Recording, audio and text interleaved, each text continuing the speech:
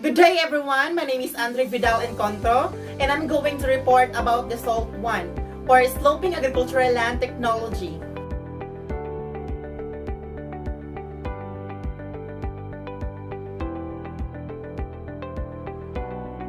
So what is SALT? SALT is a packaged technology of soil conservation and food production, integrating differing soil conservation measures in just one setting. Basically, SALT is a method of growing field and permanent crops in 3 to 5 meter wide bands between contoured rows of nitrogen-fixing trees. So there are 10 steps on putting SALT on your hilly land. Step 1. Make an A-frame. So the A-frame is a simple tool for drawing contour lines on a slope. It has a base of around 90 centimeters and is formed of a carpenter's level and 3 wooden poles fastened together in the shape of capital letter A. On a crossbar, a carpenter's level is placed. Step 2. Locate the contour lines using A-frame.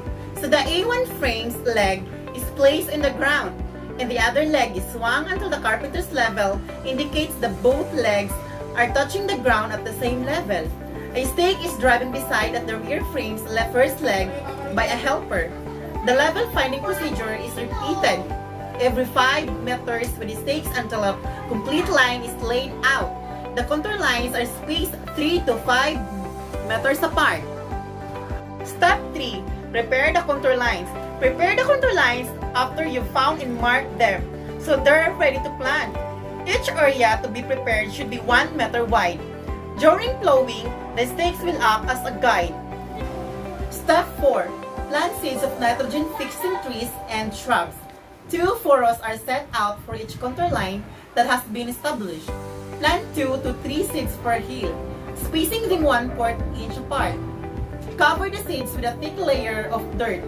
Hedge grows act as a bank for soil and a source of fertilizer when completely grown. Step 5. Cultivate alternate strips.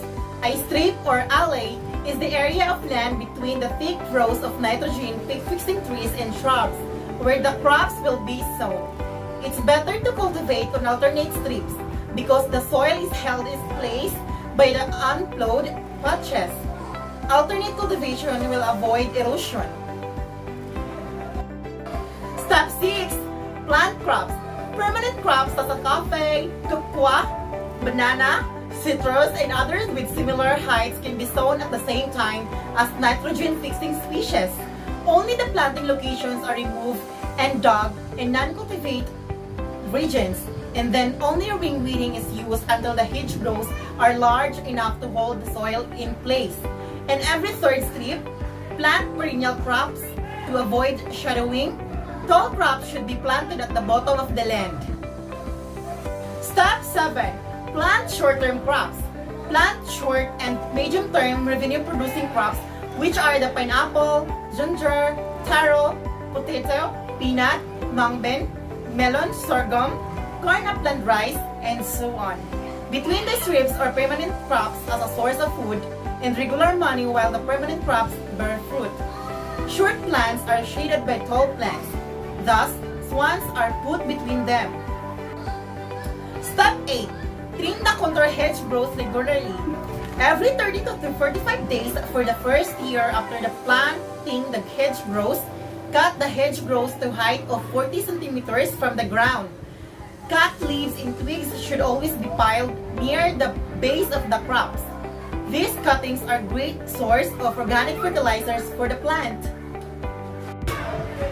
Step 9. Rotate your food and cash crops. Planting cereals such as corn, upland rice, sorghum.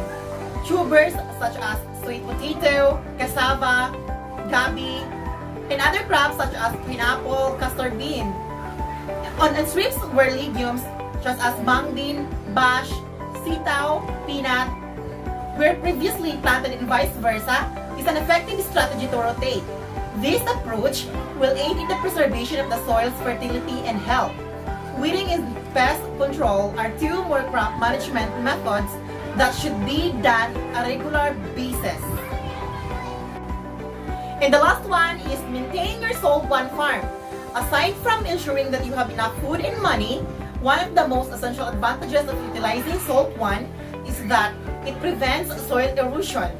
The double thick rows of NFPS and the natural resources produced along the health contour lines accomplish this. Always put straws, stalks, twigs, branches, leaves, boulders, and stones at the foot of thick rows of nitrogen-fixing species to enrich the soil and successfully reduce erosion. Strong, permanent, and naturally green terraces will emerge over time, firmly anchoring the valuable soil. Additional information, Salt 1 is adaptable across the country, especially the uplands. Salt 1 is presently used in a number of Asian countries, including Indonesia, India, Thailand, Sri Lanka, Nepal, Cambodia, Vietnam, Nigeria, and the Democratic Republic of the Congo. So that's all for the sloping agricultural land technology.